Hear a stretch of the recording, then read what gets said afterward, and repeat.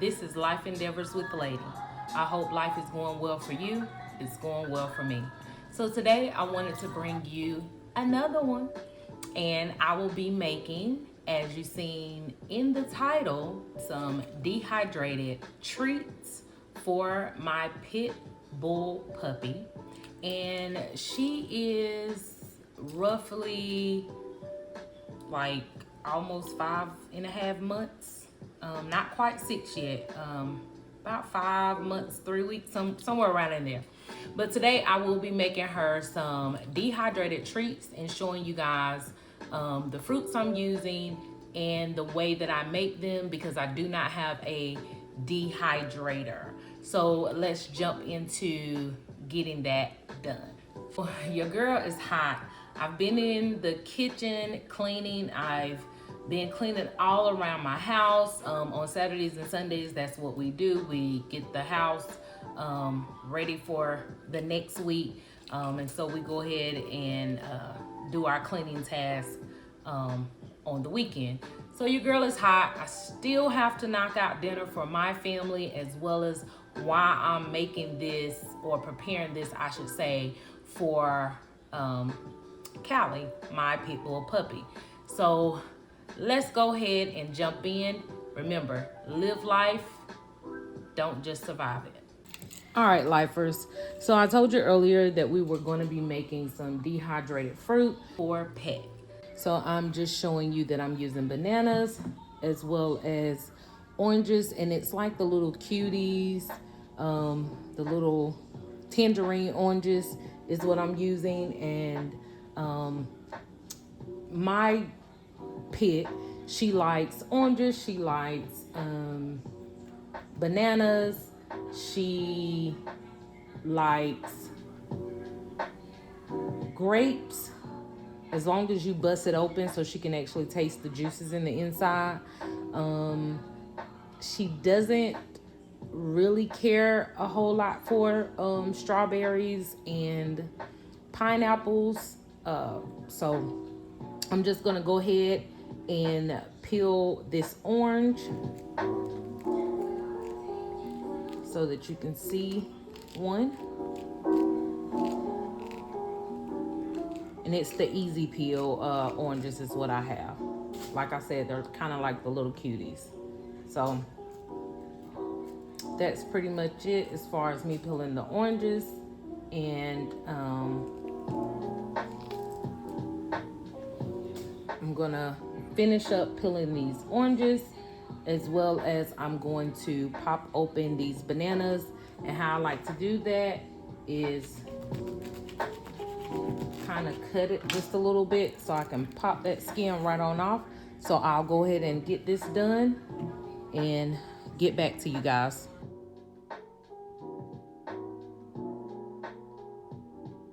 So that is done.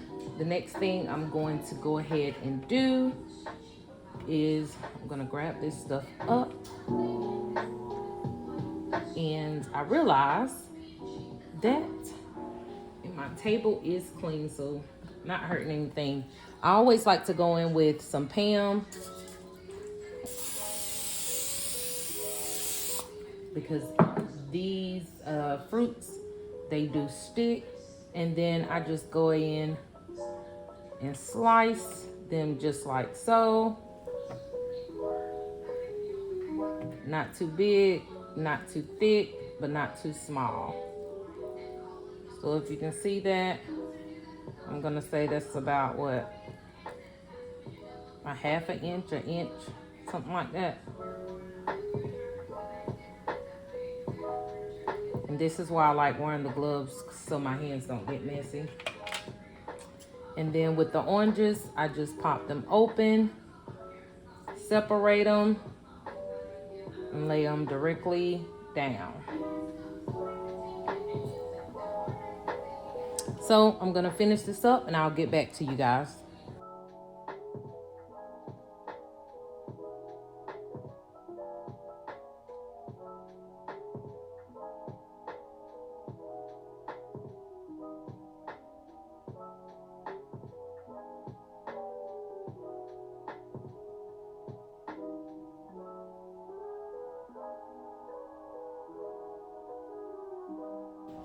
All right, guys, so this is the finished product. I got everything done, and because I'm not going to pop them in the oven just yet, I'm going to take some Glad Cling and Seal, we call it saran wrap, and I'm going to go ahead and cover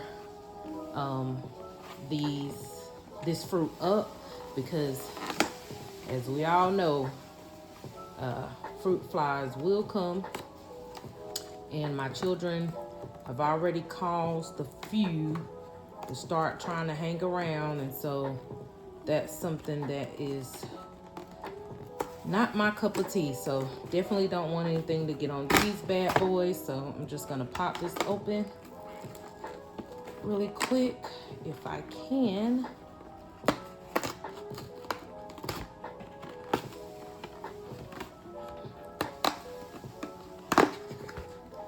And I don't know if you knew, but if you push these little pop-in tabs in, if I can do it, it works when it wants to, but it'll actually hold your saran wrap, so you don't have to worry about it like popping out. And I hope I'm far back enough so you can see, but I don't know, I was watching something and I'm like, it tells you to push it in to secure roll, and that's something I've never ever thought about or ever have done, other than I think I started doing it maybe a year ago. And I was like, I think I was watching like a DIY hack video or something, but yeah, that's pretty much it. Now here is gonna be the tricky part, finding the starting point.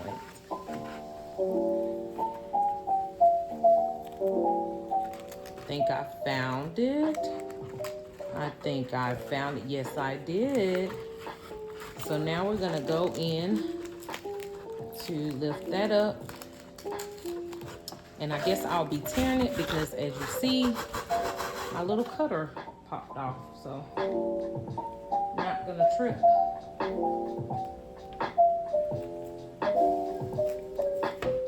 And like I said, we'll just cover this up for now until we get ready to pop them in the oven. But we're gonna go ahead and move on to the next item that we are making. So one moment while I get this unraveled. So I finally got it unstuck, and I'm getting it good, making sure that all the corners are sealed. Now for me, I do not prefer saran wrap. I only have it because I usually use it for something else, but I like the Glad Press and Seal, which is more like a wax paper type deal, and you just kind of press it. It's still saran wrap, but it doesn't, like, I guess you can say, ball up like the traditional saran wrap that I'm using. So anyways, we got that out the way, so that is good. And next we're going to start on our main course, which will be the meatloaf muffins that I'm making for my pet. And again, I'm only just using food that we eat, food that you can buy at most grocery stores, and that you can eat yourself. So I don't see it as me making, like I said before in other videos, anything fancy, but this helps me to save money and to save time. And I mean that by saying that I don't have to run out to a store whenever she runs out of dog food. I also have the time to make this and actually freeze it, and I can, save it and kind of stock up on it. So that is what's saving me time. In addition to, I know everything that she's actually ingesting, and I don't have to worry about if one brand is out of stock and I have to get a different brand of dog food, whether it be wet or whether it be dry dog food. So you see my voice is kind of going in and out a little bit.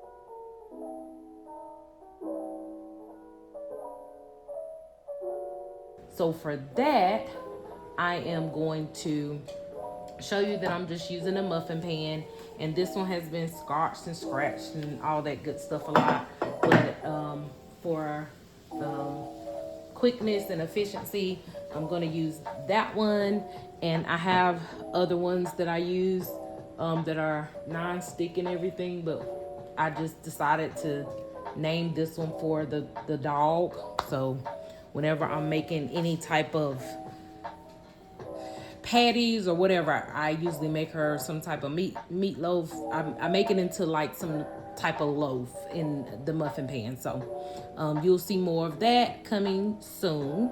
But for all intents purposes, so that you can see everything that I'm using, this will be what we're using today. And so as you can see, I have a silver bowl that I'll be using just to pop everything in. I'm also using my food processor, and I hope you can see that fairly well. I'll just lift up just a little bit so you can see it. And then I'm also going to be using garlic, granulated garlic. I'll be using ground cinnamon. I'll be using light red kidney beans. And then I'm also going in with 2 eggs. I may have to grab one more, we'll see when I get ready to do the mixing. And I'm also using 3 medium to small potatoes. I use the rustic potatoes. And then I'm going in with the baby cut carrots. And I'm also using about 1.86 pounds.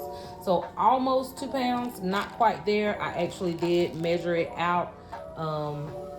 So yeah, that's what we'll be using to get everything mixed up for her meatloaf muffins. All right, guys, so I showed you everything that I'm using. So we're gonna go ahead and start. I'm gonna move the muffin pan out of my way. And the first thing we want to do is just open this bad boy up. So I'm just gonna take this stuff and set it to the side. And as a matter of fact, I'm going to pop this top off.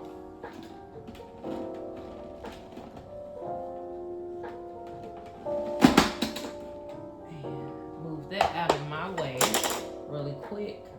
And so I'm going to go in with the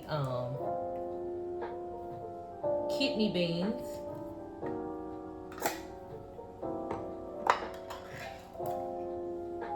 And we're just gonna dump that right in, not pouring any juice off of it.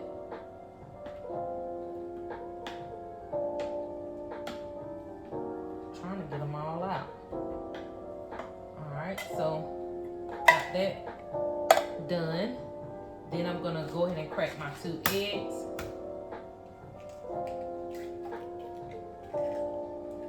And let me grab my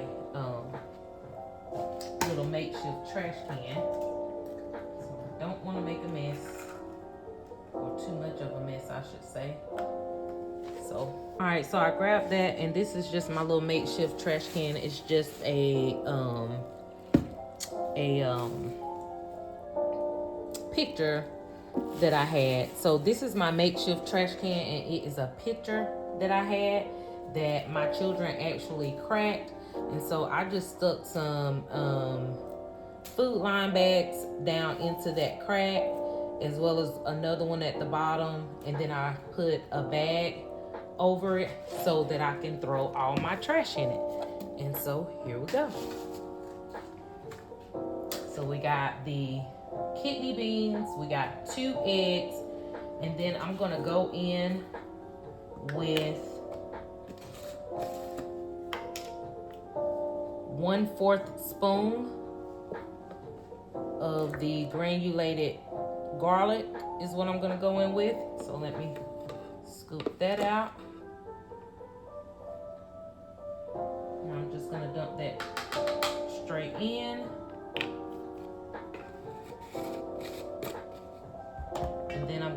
same thing, but I'm gonna put the cinnamon in my hand because I don't want to mix it with the garlic.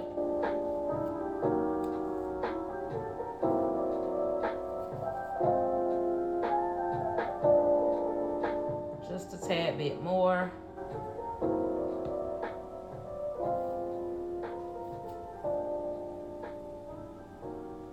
And I'm gonna say, there we go.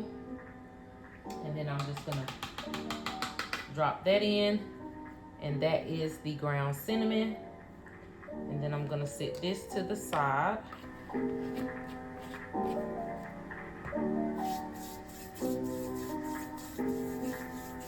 And because I do not have any rosemary, which the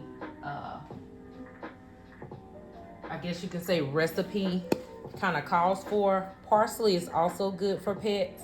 So I'm just gonna go in with 1/4 spoon of that.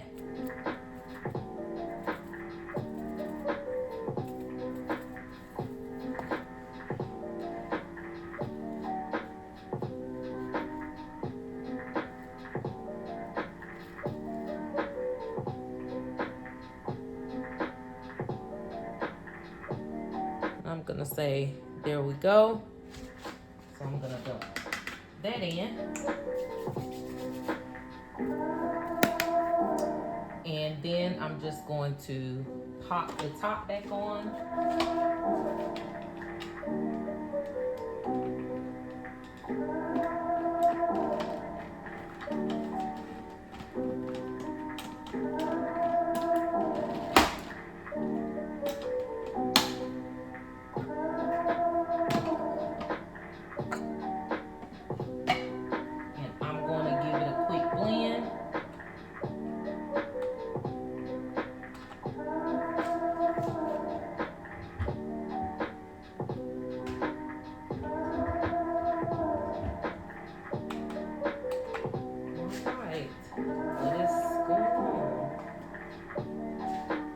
So guys, unfortunately, my brand new food processor will not work. So I went and I grabbed my hand mixer so that I can get this stuff mixed up. And then I'm also going to have to use my, and I apologize for all the noise, I'm just trying to get this stuff plugged up. I'm also going to be using my electric chopper as well, so that I can chop up the carrots. So that is that for today. It seems like whenever you're trying to do something, sometimes it works, sometimes it doesn't. But hey, we're gonna get it done. So I showed you I used the parsley 1/4 spoon. I also used the ground cinnamon 1/4 spoon, and I also used the granulated garlic, again 1/4 spoon. And this is the 1/4 spoon that I used. And I have everything in this bowl: the eggs, the parsley, the ground cinnamon, as well as I have the light red kidney beans. And so now I'm just gonna go in and I'm gonna blend it up.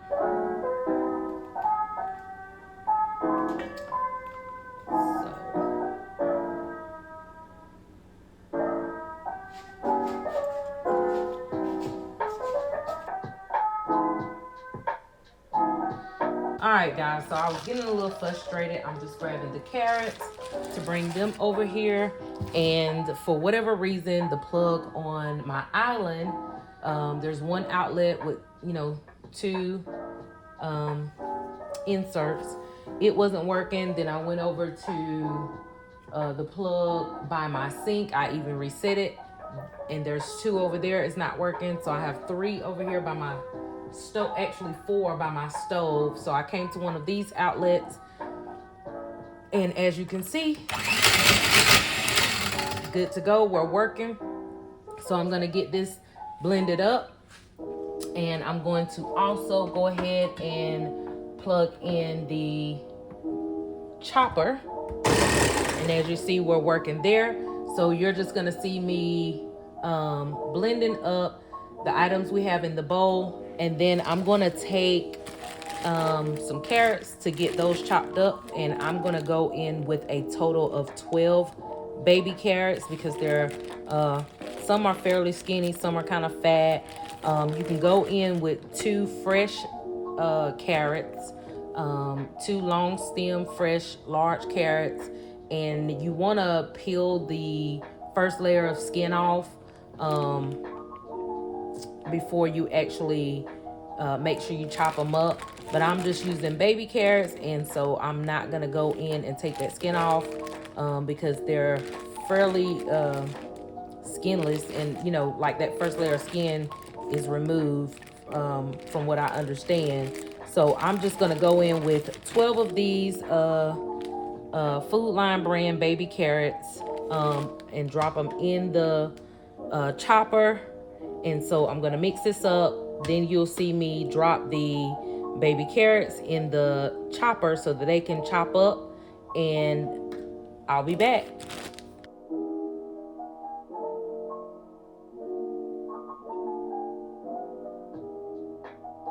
So I've gotten everything mixed up and incorporated, and I'm just gonna take the blender apart really quick and get that out the way.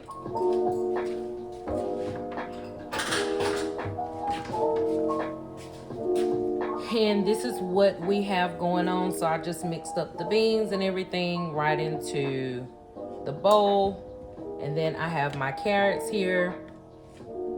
And like I said, I hope you can see everything in well. I just mixed up everything to get it all good and incorporated. And then I'm going to go ahead and dump in my carrots. I hope you can see those well. And I'll move this out of the way.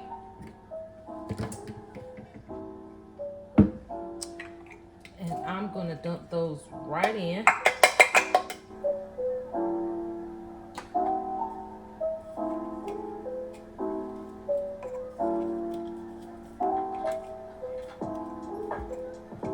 And I chopped them up pretty fine just so they will absorb the juice and everything well, as I don't want her to have any problems digesting the carrots. So I have those in the bowl, and I hope you can see that well. Let me hold the camera up just a little bit so that you can see. And so we're gonna move on.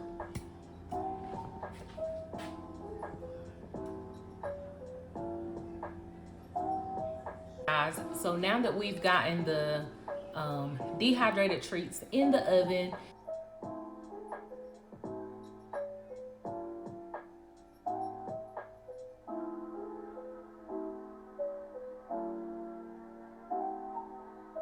all right guys, so I hope you can see it well. I have the spoon stuck between the stove top and the oven so that I know that the heat is going to circulate around inside the oven itself, but also air is going to be able to get in there to help with the dehydration.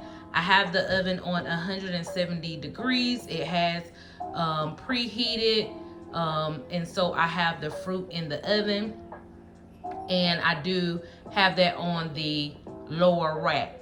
And so it usually takes, in my experience with the oranges and the bananas and the amount that I'm doing, about 3.5 to 4 hours. So around about the 2.5 hour mark, I usually flip them over just to make sure they're getting fully dehydrated all the way through on both sides.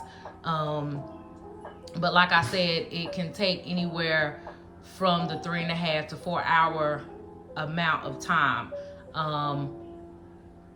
It just really depends on how much fruit that you are making. Because I don't have a dehydrator, this is the way I prefer to do it. And you can actually purchase a dehydrator. They're not that expensive. And if this is something that you're going to be doing a lot. That's the way I would say you would want to go. I'm actually going to be getting me a dehydrator soon. Just hadn't done that yet. Hi lifers, so today is day 2. As you see, I've changed clothes, and so we're gonna jump back into completing the dehydrated treats as well as the meatloaf muffins for your pet.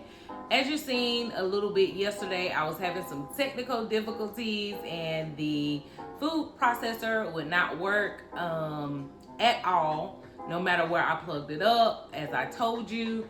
In addition to, I ended up having to use my hand mixer to mix up the ingredients in the bowl, which we went over. The next thing I'm gonna need to do is I'm going to need to chop up these potatoes and actually shred these potatoes as much as I can. I'm not going to use the food processor right away. I'm going to chop these down some and then use the food processor. I even thought about just shredding them with my grater in a bowl. I may try that, but I was gonna try that, yet I just feel like it'll be a lot easier just to blend it up as far as using the food processor, and that's just me. So do it however you decide. I just don't feel like I have the greatest grip trying to grate them in a bowl, just because of my hands, and I drop stuff all the time, and so we know how that goes with your girl. But let's go over here. So I'm going to grab a knife and grab the potatoes that we have right here, chop them up really quick, and then I'm gonna drop them in the food electric chopper.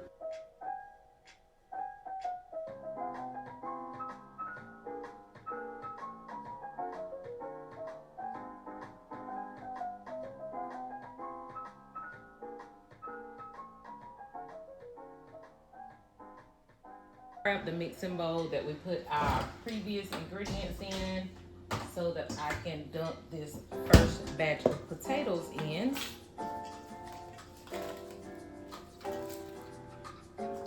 So that I can add this next batch of potatoes. Just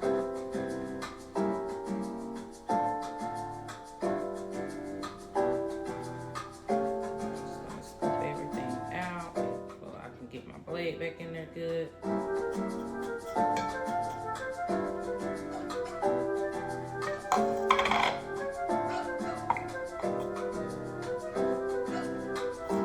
Alright, and then I'm gonna set that to the side. Drop the next load of potatoes in.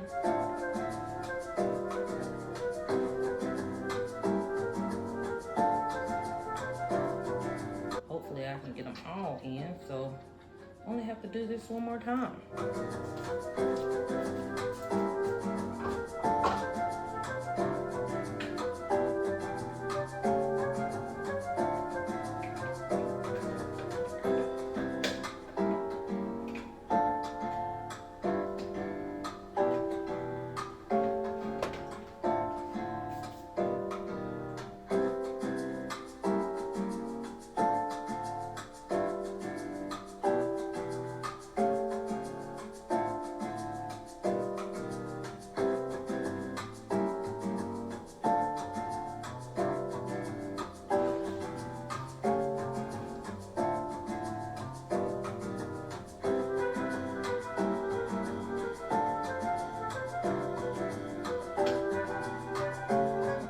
That doesn't want to get shredded all the way, so let's move him around.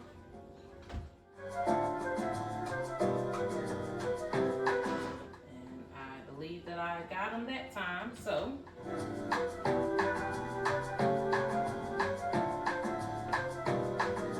come right back over here, dump the rest of our potatoes.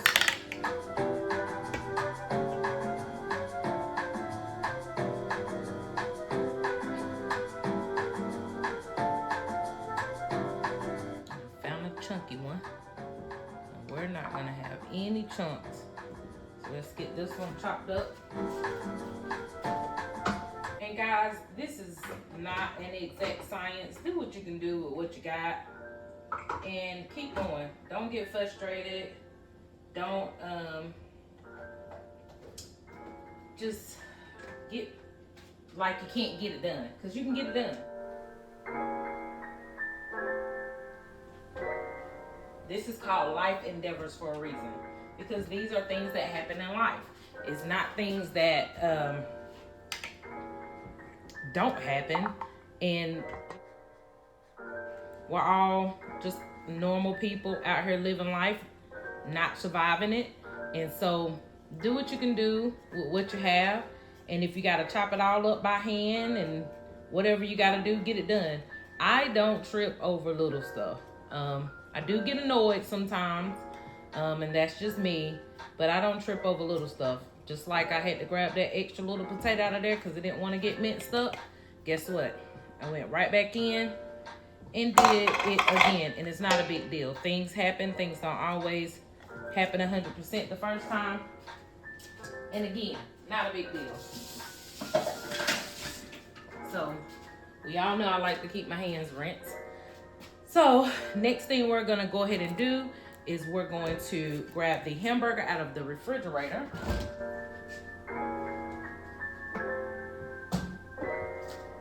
And we're gonna get everything mixed in and incorporated well. And you know this is when I gotta get to my gloves. So I'll be right back. So I grabbed my gloves, and these are the ones that I opened last night, which were brand new.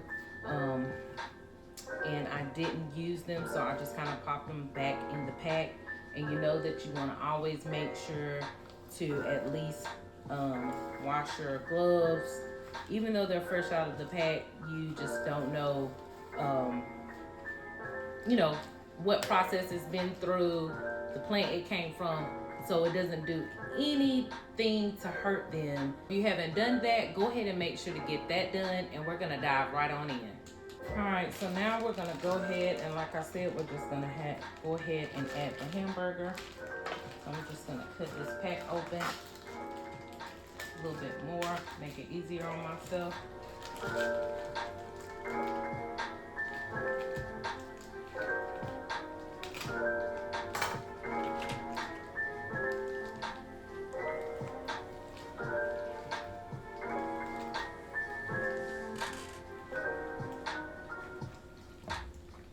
All right, that's our meat. Just breaking it up a little bit.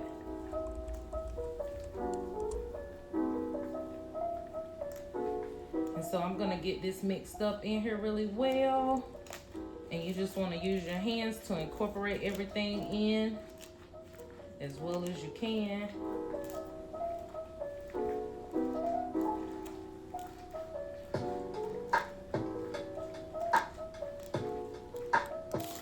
And once you feel like you got everything mixed around and incorporated very well, you can begin panning. So I'm gonna continue to mix this up, and I'll be back. All right, so we got everything mixed up off camera, and I'm just grabbing a bag, put in my little trash can, and I'm also gonna toss this hamburger packet out. And then I'm going for my ice cream scooper, because that's what I'm gonna use to actually get everything put in the muffin pan. And the last thing you wanna do is make sure that you grab your handy dandy Pam, spray your muffin tin, because you don't want anything to stick. And you want to make sure to preheat your oven. So guys, you want to make sure to go ahead and preheat your oven to 350 degrees. I always check my oven to make sure there's nothing already in there, because I have children who will put stuff in the oven and will not tell you. So I just take my ice cream scooper.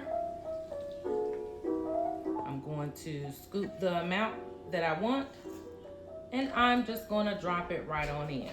And I hope you can see everything clear.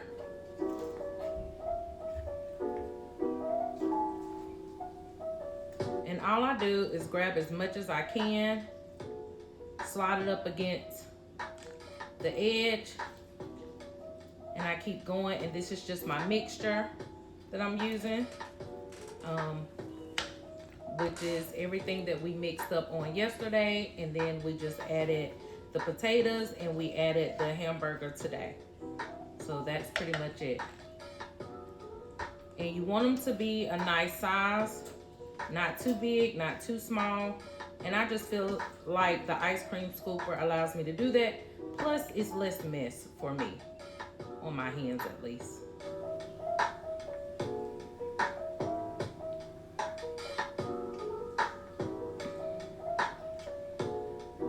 And I'm just gonna go ahead and finish this up, and I'll get back to you.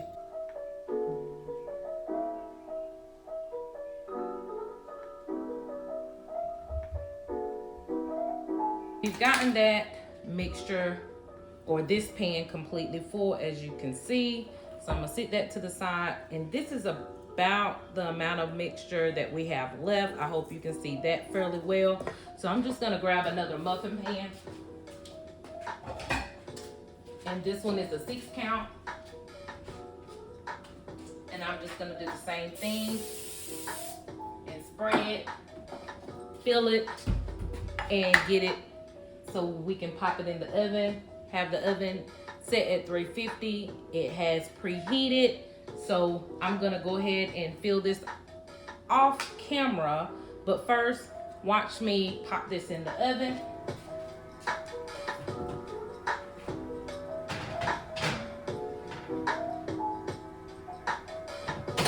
And those are gonna cook from anywhere to 55, 60 minutes. Just make sure that you keep an eye on it and make sure that you cook it all the way through. For me personally, I don't give my dog any type of raw, medium rare type meat. I want to give them the best chance at life, and I don't want to give them any blood in their meat, just for my personal preference. You cook it medium rare, medium well, rare, however you like to, but I prefer to cook it all the way well done to make sure that everything that I can kill using heat, that I do so. So I'm gonna go ahead and fill this, and I was gonna do it off camera, but I did wanna talk to you guys a little bit about some of the ingredients that we're using that you may not have known. Parsley, like I said before yesterday, is a great benefit or a great item to use on in your dog's dog food, especially at a small amount. It gives them vitamin K. In addition to, it has some other healing properties, or it helps with other avenues such as decreasing inflammation, things of that nature. I have a very pretty much young dog, so you know, I'm not worried about her ability to move around and things of that nature. However, it doesn't hurt to start early. And then when it comes to potatoes, you see we didn't peel them or take the skin off. That actually helps with fiber. The skin on the potatoes has a lot more fiber in them than you know, if you peel the potato and peel the skin layer off. So that was the reason why I left that on. In addition to, you know, carrots are good for the heart and eyes. So, you know, that's no rumor there. And there's a lot of different information that you can look up when making food for your pets that will really help them just be at their best. And you don't have to worry about, like I said, keeping them full. As you see, this made a total of 18 meatloaf muffins. And y'all, I do not like math. I know how to count my money, and I can do percentages, but my brain kind of farts sometimes when it comes to just thinking of simple numbers. So forgive me on that. But yeah, it made about 18, and so she'll have one in the morning with a cup of brown rice, one in the afternoon with a cup of brown rice, and another in the evening, again with a cup of brown rice. So she eats 3 times a day, so she'll get 3 meatloaf muffins in total, because she is a growing pig and I don't want her, unhealthy. And so this is gonna allow me to feed her at least for 5 days, where I don't have to worry about, oh, I gotta make her some more food. Same thing with the treats. She usually gets about 1 to 2 treats a day. And so the pan of treats that I made for her, as you can see, we're just waiting to pop them in the oven. And these treats are gonna last quite a while. I'm not gonna count them, but like I said, she gets 1 to 2 treats a day. So we should have over a month, maybe a month and a week worth of treats. Every once in a while, she'll do something cute or funny, and she might get an extra treat. So, you can run out that way, but if you stay on it, you'll be able to keep up with it. So with that being said, we have those meatloaf muffins in, and I'm gonna put these in the oven as well. And like I told you before, you are looking at about 55 minutes to an hour. I would say around about the 45-minute mark. Definitely go ahead and check it. And I have a meat thermometer, as well as I have been cooking so long, I know when meat is pretty much done and when it's not, by eye. So I don't have to use the meat thermometer. As a matter of fact, I haven't used the meat thermometer. I don't use it. I bought it maybe a year ago, and here it is. And I've just never used it. I don't know. I guess I've been cooking too long to do it, but I know with some other meats and things, because I've not ever cooked lamb chops, and so that is a meat that my children and I would like to try. And so I'm definitely gonna use it for that. So I bought it because of the different meals that we wanted to try, and different meats that we wanted to try, such as buffalo meat. I think we're gonna make some buffalo burgers, some things like that. And I definitely want to have the meat thermometer because I want to make sure we're cooking it all the way through, because I don't want to have any problems. But that's pretty much it for the meatloaf muffins. So guys, I thought that I had came in and shown you at least the meatloaf muffins, and I believe at that time my phone actually went dead, so that was why you weren't able to actually see them. But this is the finished result. She has had 2.5 today, as well as you can see, she's eaten 3 treats, I believe. It looks like 1 to 2, looks like about 1 orange is missing, as well as possibly 1 to 2, maybe 3 bananas. But this is the finished product, and I just wanted to make sure that you were able to see that. And I apologize that my phone went dead and I wasn't able to capture it before. So I'm gonna bring you around so that you can see me, and thanks for tuning in.